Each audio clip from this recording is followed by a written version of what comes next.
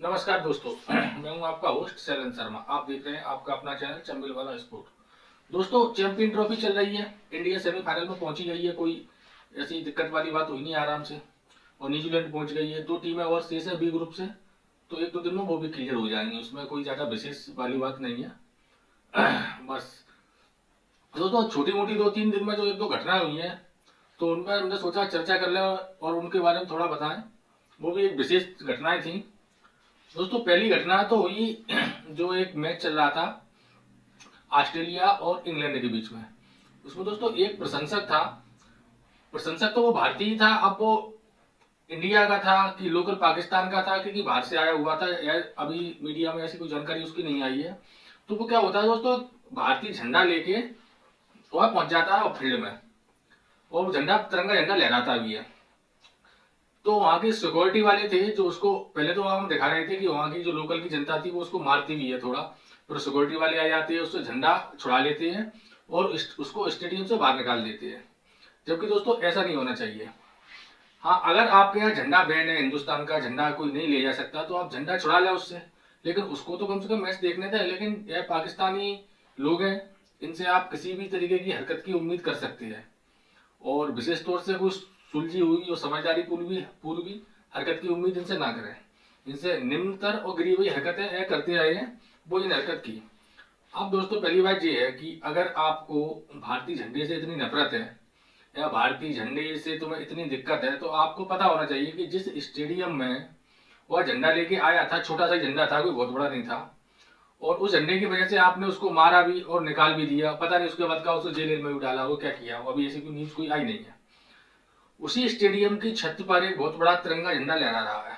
क्या पाकिस्तान वाले उसको हटा सकते हैं? क्या उनमें इतनी दम है कि उस झंडे को हटाएं? अगर तुम्हें उस झंडे से दिक्कत है, उस झंडे से परेशानी है, तो उस झंडे को हटा दो आप।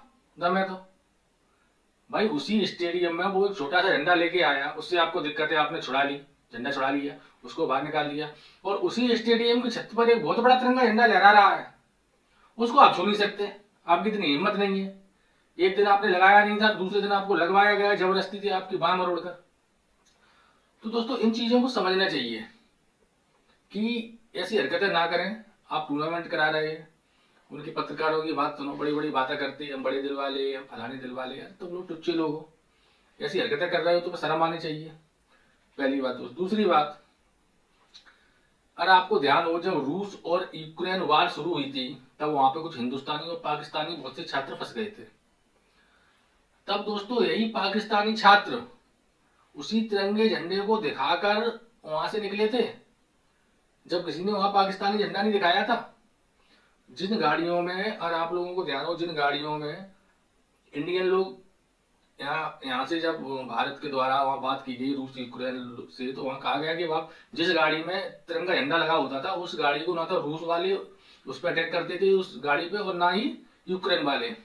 तो है पाकिस्तानी उसी झंडे को हाथ में लेकर अपनी बस में लगाकर यूक्रेन से निकले थे बाहर, और अपनी जान बचाई थी उसी झंडे को दिखा दिखा कर। आज ये ऐसा फरामोश लोग उस झंडे का अपमान कर रहे हैं, इनको शर्म नहीं आती?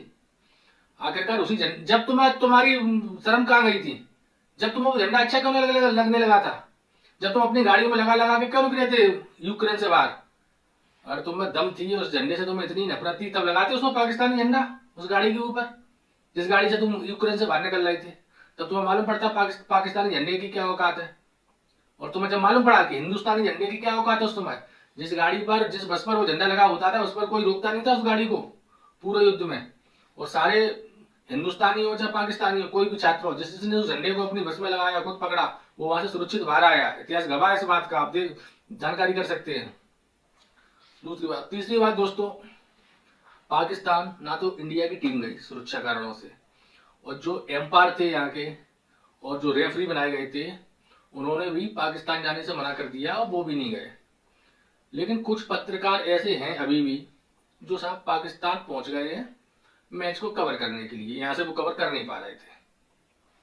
चलो तुम पहुंच गए वहां पे, ठीक है, लेकिन अब जब ऐसी घटना वहां पे घटती हैं, तब जे वाली बात, तुम वहां पे हो तो वहां तुम उठानी चाहिए मीडिया में।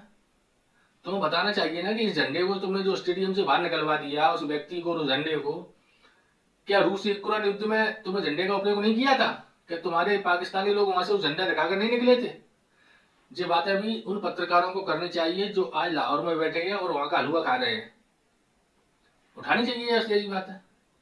पहली बात तो वहां जाना नहीं था, गए हो तो उनसे अपनी बात तो कहो, लेकिन वो ये भी नहीं करेंगे, बल्कि उनकी तो चमचागिरी की हद हो गई। मैं एक पत्रकार है जो वहां पे गए, उनका इंटरव्यू देख रहा था एक पाकिस्तानी चैनल पर, तो उनसे किसी ने पूछा कि लाहौर आपको कैसा लगा, तो वो कह रहे लाहौर तो अमृतसर और दिल्ली जैसा है। अमृतसर ही कह रही थी दिल्ली जैसा, और तो और चापलूसी की हद तो जब हो गई जब उससे किसी ने पूछा कि कराची कैसी सिटी है, तो वो कह रहा है कराची तो दुबई जैसी सिटी है, दुबई जैसा लग रहा था कराची में। मतलब तले में चाटने की भी एक हद होती है, लेकिन इन लोग कुछ लोगों ने उस हद को भी पार कर दिया है। दोस्तों पहली घटना तो दूसरी घटना एक हुई, पाकिस्तान इंडिया क्यों नहीं गई? सुरक्षा कारणों से। अब उसी का एक नज़ारा देखने को मिला जब बांग्लादेश और न्यूजीलैंड का मैच चल रहा था, तो एक जिहादी, एक आतंकवादी, उनके यहाँ TLP करके पार्टी है जिसमें बैन लगा हुआ है, वो भी आतंकवादी पार्टी टाइप ही है, उसका जो प्रमुख है, उसका हीरो, उसका पोस्टर लेके बीच मैदान में कूद जाता है, और रचिन रविंद्र उस टाइम बैटिंग कर रहे थे, उनको बड़ा जोर से पकड़ लेता है वो तो इतना शुक्र है भगवान का कि उसके पास कोई ऐसा हथियार नहीं था जिससे वो उन पर अटैक कर पाता, तो केवल उसको पकड़ के ही रह गया, और जब तक सिक्योरिटी वाले उसको ले गए। अगर उसके पास कोई हथियार होता तो वो उन पर अटैक भी कर सकता था। तो दोस्तों और वो जो व्यक्ति था वो था तहरीके लब्बाक का, TLP का। TLP ये वहाँ की राजनीतिक पार्टी थी, उस पर अगर प्रतिबंध लगा हुआ है, उसके नेता जेल में भी डले हैं, वो भी आतंकवादी मानसिकता की पार्टी है, क्योंकि उसी पार्टी ने एक पाकिस्तान के पूर्व गवर्नर थे उनका मर्डर किया था, और जिस व्यक्ति ने मर्डर किया था उस व्यक्ति को पर फांसी हो गई थी, लेकिन उसका एक मजार बनाई गई है, उस पर 1000-2000 लोग डेली उस मजार पर जाते हैं पूजा करने, इन्हीं की पार्टी के, TLP के। तो आप समझ लो कितनी बड़ी जिहादी पार्टी है। तो दोस्तों जी छोटी छोटी 2-3 बातें थी, मैंने कहा इन पर चर्चा करना जरूरी है, प्रमुख बातें हैं, तो मैंने कहा एक छोटी सी वीडियो बनाते हैं इस पर। तो दोस्तों जो वीडियो कैसा लगा आपको, हमारे द्वारा दी गई जानकारी कैसी लगी, या कमेंट में अवश्य बताएं, और अगर वीडियो अच्छा लगे लाइक कमेंट शेयर अवश्य करें और सब्सक्राइब करें। धन्यवाद।